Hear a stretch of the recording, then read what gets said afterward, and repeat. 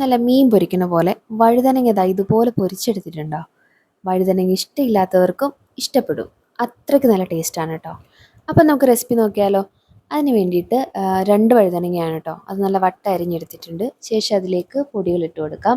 മഞ്ഞൾപ്പൊടി, മുളക് പൊടി, കുറച്ച് കുരുമുളക് പൊടി, ശകലം ഗരം മസാല, അതുപോലെ തന്നെ ആവശ്യത്തിന് ഉപ്പും കൂടി ഇട്ടിട്ട് നല്ലപോലെ ഒന്ന് പുരട്ടിയെടുക്കാം കേട്ടോ. അതിനുശേഷം നമുക്ക് സാധാ മീൻ എടുക്കണ പോലെ തന്നെയാണ്. എന്നിട്ട് നമുക്ക് വറുക്കാനായിട്ട് വെക്കാം.